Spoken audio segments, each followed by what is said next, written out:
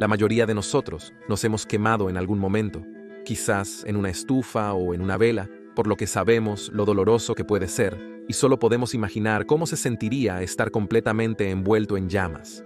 Ser escaldado con agua hirviendo tampoco es una broma, así que imagina estar sumergido en una olla entera de ella. Oh, sabes, no lo hagas, no soy tu torturador. Estas son solo otras dos de las peores formas de ejecución en nuestra serie de castigos medievales. Te advertimos, este video es gráfico. Bienvenido a la locura medieval.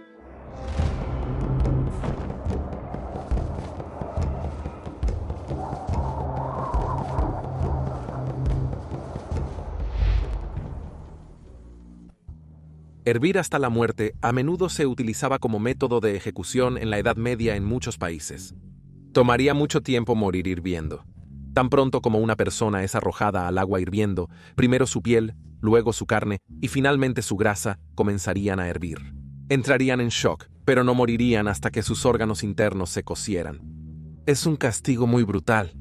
Según la leyenda, en la Edad Media, William II de Soules, señor del castillo de Hermitage, también sufrió este tipo de tormento especial. De Soules era un noble interesado en las artes oscuras.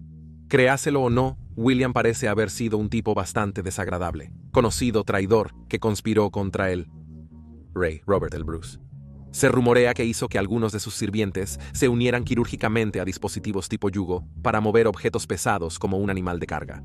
Todos sus actos bárbaros fueron realizados con la ayuda de su familiar demoníaco, y se volvió tan malvado y cruel que su pueblo se rebeló contra él para poner fin a su reinado de tiranía.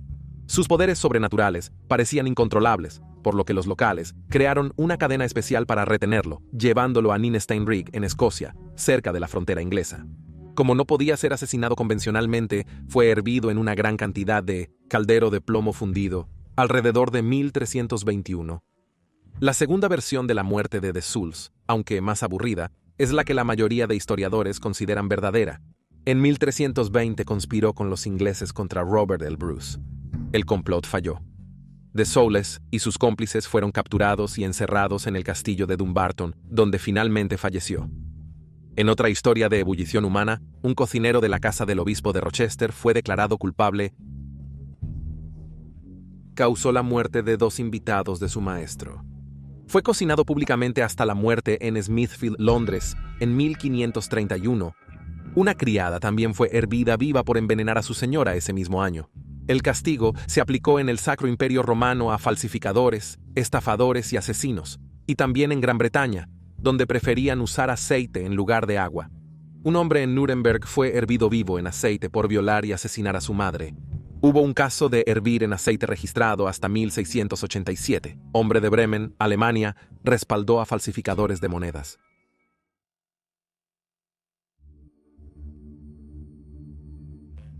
Quemando. En la antigüedad, los antiguos druidas quemaban personas y animales como forma de sacrificio. Se haría una gran figura de paja de madera en la efigie de un gigante humano. El hombre de mimbre se llenaría de criminales antes de ser incendiado. En la Edad Media existían 3 variantes de ejecución por quemaduras. El prisionero era atado al fuego y a la estaca con cadenas o aros de hierro, acumulando maderas alrededor de la base de sus pies. Este tenía el mayor impacto visual y era el método favorito de la Inquisición española y los británicos. Producía una muerte larga, prolongada y agonizante, que las autoridades creían adecuada para un hereje porque tomaría bastante tiempo para que las llamas alcanzaran el nivel de la cabeza. Los culpables de traición o brujería serían estrangulados primero por misericordia. Para las brujas condenadas en Escocia, la estrangulación era parte de su sentencia. Muchas mujeres fueron quemadas vivas por delitos civiles. El castigo reemplazaba el ahorcamiento, considerado indecente para mujeres por exponer su cuerpo mutilado públicamente. Aunque, a menudo, primero las estrangulaban hasta perder el conocimiento para privarlas de sensación, como si eso fuera un consuelo. Esto parecía un acto de humanidad avalado por Inglaterra. El segundo método de ejecución por fuego era rodear completamente al prisionero con haces de madera hasta el cuello. Ocultaba su dolor, creando un infierno que aceleraba su muerte. El segundo método de ejecución por fuego implicaba que la víctima se asfixiaba rápidamente al inhalar humo. También hay casos de víctimas femeninas cubiertas de alquitrán, incluso con un gorro del mismo material en la cabeza, con la intención de que esta sustancia inflamable intensificara el fuego y acelerara la muerte. En Alemania y Escandinavia, un tercer método era popular. Consistía en atar al prisionero en la parte superior de una escalera vertical que se bajaba y se suspendía sobre el fuego. Esta era una forma espantosa de morir, pues la víctima se cocinaba a fuego lento como un animal en un asador antes de prenderse fuego.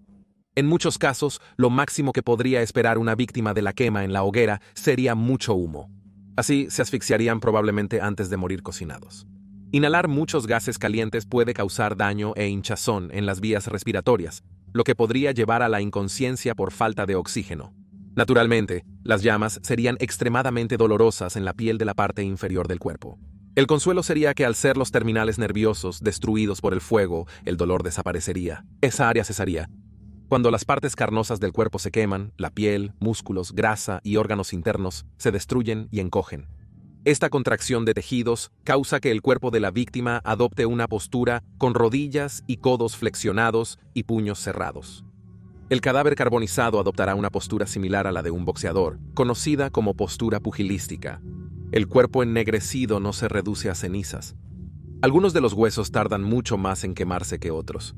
Un fuego tiene que ser extremadamente caliente para destruir completamente un cuerpo. De ahí que la temperatura en una cámara de crematorio moderna alcance entre 800 y 1000 grados Celsius. Tras la incineración de Juana de Arco, el cardenal de Winchester ordenó que se quemara de nuevo, ya que su cadáver aún se parecía mucho a ella. La quemó una tercera vez para destruir los órganos restantes. Finalmente, quedó satisfecho de que ella había sido completamente purificada.